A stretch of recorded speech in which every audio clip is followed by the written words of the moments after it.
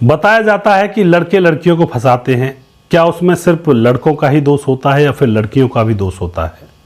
दोस्तों, यहाँ पर किसी किसी घटना में जब दोनों की मर्जी होती है और जब कोई कांड हो जाता है तो लड़की को निर्दोष बताया जाता है, लड़के को दोषी बताया जाता है। लेकिन जब लड़की भी बालिग हो, समझदार हो और फिर भी वह उस लड़के के चक्कर में फंसे और फिर कोई कांड हो जाए तो यहाँ पर लड़की भी उतनी ही जिम्मेवार होती है। उसके कसूर को हम छुपा नहीं सकते हैं। अगर किसी लड़की की हत्या होती है तो उसमें उसकी भी मर्जी होती है, क्योंकि उसने पहले प्रेम जाल बनाया, उस लड़के के साथ घूमी फिरी, पहले मौज मस्ती की और जब किसी बात पर बिगड़ गई तो उस लड़के ने लड़की को मौत के घाट उतार दिया। दोस्तों, ऐसी बहुत सारी घटनाएं होती हैं। कहीं पर लड़का लड़की को धोखा दे देता है, कहीं पर लड़की लड़के को धोखा दे देती है।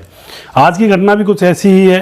दो सगी बहनों को प्रेम जाल में फंसाकर महीनों तक उनके साथ बनाता रहा संबंध, और फिर जब बड़ी बहन प्रेग्नेंट हो जाती है तो फिर इस प्रेम जाल का, इस प्रेम लीला का खुलासा होता है और फिर यहाँ पे अफरा तफरी का माहौल मच जाता है।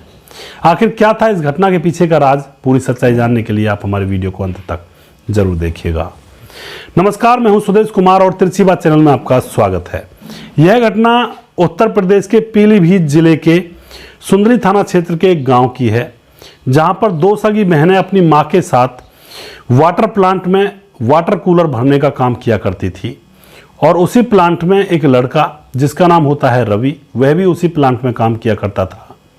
यहाँ पर जो रवि होता है उसकी उम्र 20 साल है और जो वो दो लड़कियां हैं, एक बड़ी लड़की है जिसका नाम ज्योति है जिसकी उम्र 21 साल है, और छोटी लड़की है जिसकी उम्र है 19 साल जिसका नाम पूजा, और उनकी माँ उनके साथ है। वहीं पर वो सभी लोग काम करते हैं।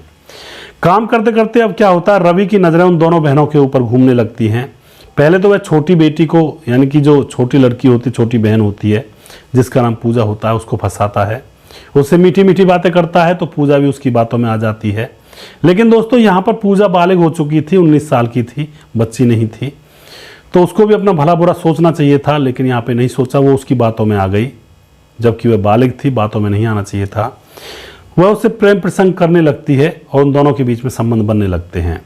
कुछ दिनों के बाद क्या होता है, अब जो रवि होता है उसका मन पूजा से भर जाता है, तो वह उसकी बड़ी बहन ज्योति, जो कि 21 साल की है, रवि से भी 1 साल बड़ी है, उससे भी नजरें मिलाने लगता है और उसके सामने भी प्रपोजल रखता है। तो जो ज्योति होती है वह भी उसके प्रपोजल को एक्सेप्ट कर लेती है, उससे प्यार करने लगती है। दोनों के बीच में यहाँ पर भी प्रेम प्रसंग रचने लगता है। दोनों एक दूसरे से प्यार करते हैं, एक दूसरे के साथ संबंध बनाते हैं। और अब तो रवि की मौज ही आ गई थी। जब उसका जी करता तो छोटी बहन पूजा के साथ संबंध बनाता और जैसे मौका मिलता तो बड़ी बहन ज्योति के साथ संबंध बनाता।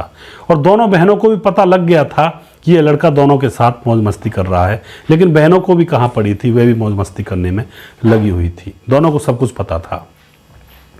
अब धीरे धीरे कुछ समय गुजरता है तो बड़ी बहन जो ज्योति होती है उसके पेट में बच्चा ठहर जाता है, यानी कि वह प्रेग्नेंट हो जाती है। पहले तो वह किसी को बताती नहीं है 1-2 महीने तक, लेकिन जैसे तीसरा महीना चलता है, पेट थोड़ा सा बढ़ने लगता है, तो वह अपनी माँ से कहती है रोते रोते कि माँ, मेरे साथ रवि ने गंदा काम किया और मेरे पेट में बच्चा ठहर गया है।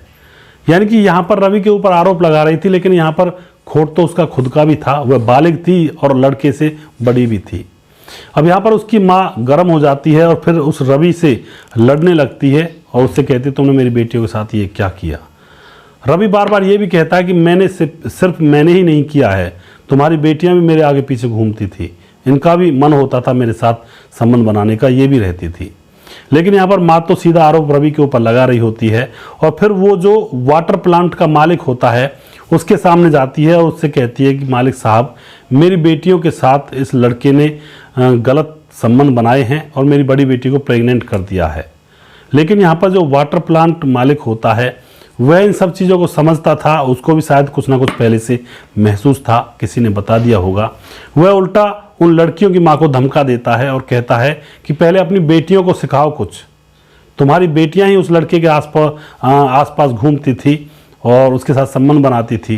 क्या तुम्हारी बेटी इतनी बच्ची हैं जो उनको अपना भला बुरा दिखाई नहीं दिया? बड़ी बेटी तुम्हारी उस लड़के से भी बड़ी है और छोटी बेटी 1 साल छोटी है सिर्फ, तो बेटियां भी तुम्हारी समझदार थी, उन्होंने उस लड़के के साथ संबंध क्यों बनाए? मौज लेने में दोनों बराबर रही और जब कोई आफत आन पड़ी तो लड़के के ऊपर इल्ज़ाम टिका दिया। यहाँ पर वह जो वाटर प्लांट का मालिक होता है यह बात कहता है उन लड़कियों की माँ के सामने। लेकिन दोस्तों कानून लड़कियों की ही हिमायत लेती है।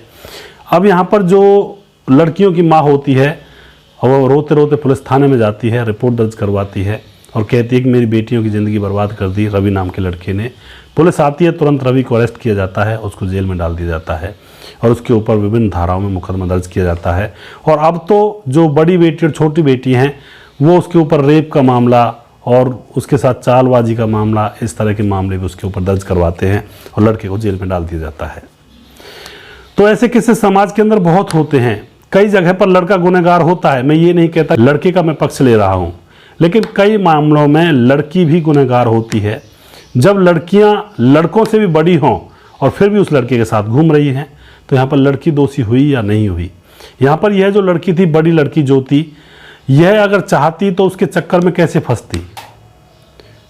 यह अगर ऑब्जेक्शन उठाती तो क्या वह लड़का ज़बरदस्ती इसके साथ संबंध बना लेता? नहीं बनाता। यहाँ तक कि इसका भी मन था उसके साथ संबंध बनाने का, तभी यह कांड हुआ और तभी यह प्रेम लीला रचाई गई। उस लड़के ने भी मौके का फ़ायदा उठाया।